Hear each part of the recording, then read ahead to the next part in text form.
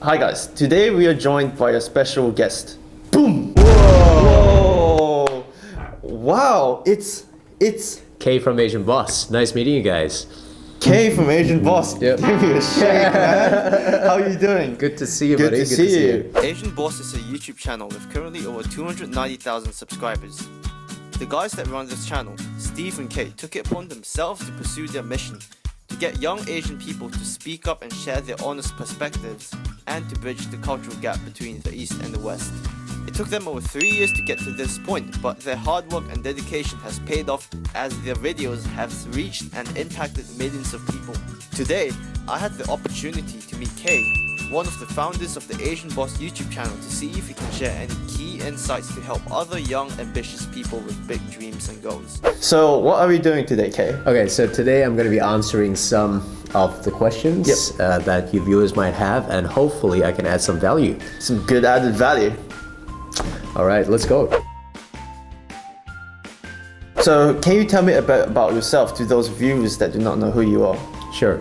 So we have a YouTube channel called Asian Boss, and we do a lot of street interviews right now, discussing the topics of like social trends happening in Asia. This could be social problems, it could be actual trends coming from Asia, it could be just learning about the cultural differences, people's mindsets. So be sure to check out Asian Boss's channel, and I'll be putting their channel on the description box down below. So what were you actually doing before you became a full-time YouTuber? Yeah, so I started off at university studying architecture, and from architecture I did project management and I was building all these ecological houses, and from there I transitioned to becoming working in the modeling agency in the management side, and then I became a YouTuber. Was it something that just like boom, it happened and then you changed? Well, no, not necessarily. Like what actually happened was there were certain parts in my life where there was this new transition happening, and one thing which triggered this change was I wasn't exactly totally happy with architecture. I liked it to a certain point, but I didn't exactly love it, and then I thought to myself, okay, what can we do? And at the time, my current business partner, Steven, he said, okay, do you want to do something together? And that's where Asian Boss started. In a way, we started off from the side and we wanted to build it up to a full-time thing. So that was a plan we had from before, and look where we are now. And then boom, where you are now. Yeah, that's right. Huge, huge. Do you imagine the Asian Boss YouTube channel to be as successful as it is today? Well, to be honest, I didn't exactly know that it was gonna be quite big. We did originally make a plan and we set goals, as you might usually do too. You just go, okay, the first year milestone, I want to do this. The third year, we want to get here, and then you kind of break it down to see what you need to do each month.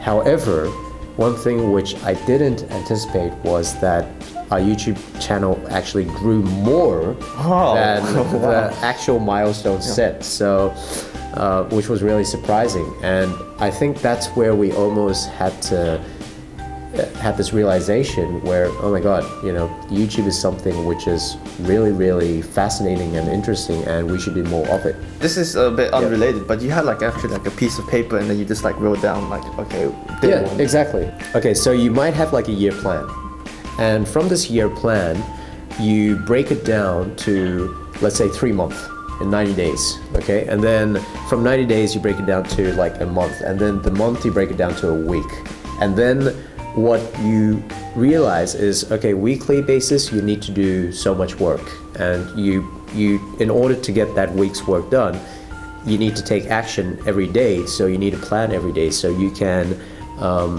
break everything down, I would say.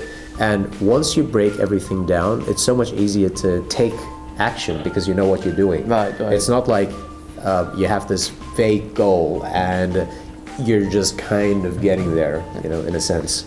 So I think goal setting is really important. Also, another thing I would add is don't have too many goals. Like I would just really focus on maximum maybe 3 goals that you want to change. I had no idea you guys do your goals like that. Well, actually, that's more me personally.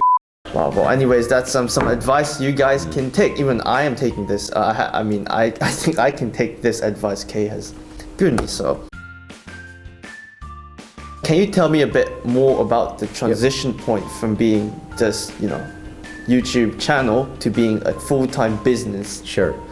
I think every small business, it's much easier to transition once you know that things are solid, because let's say when things aren't solid and you just quit your job, I think that's a little bit silly. Right, yeah. Because you don't even know if the product or whatever you're trying to do works in the first place.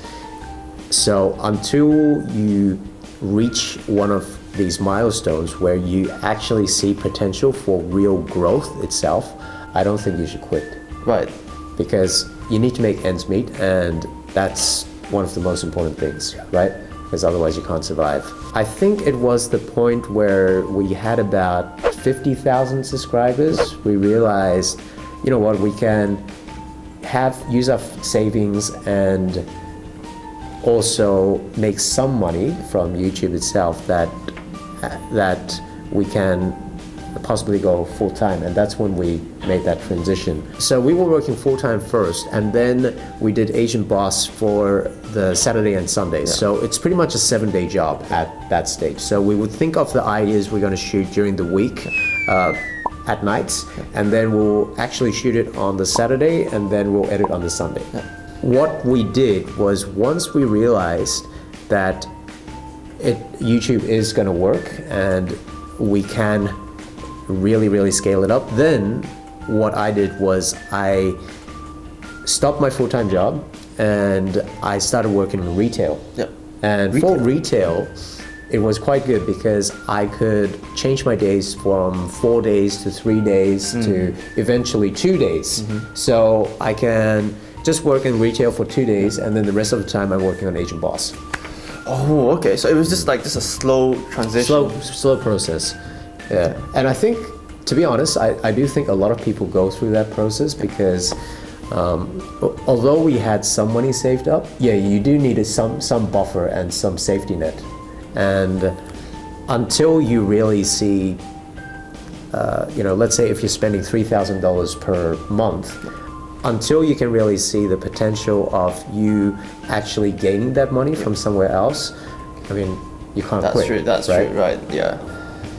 I mean, I guess it's all about making the smart smart choices. Yeah. You need to make the smart choices and take calculated risks, I would say. Right. This might sound like a long way, but you actually need to try things out in order to realize your passion in the first place. That's true, yeah. Okay? And through all the experiences you have, you're going to realize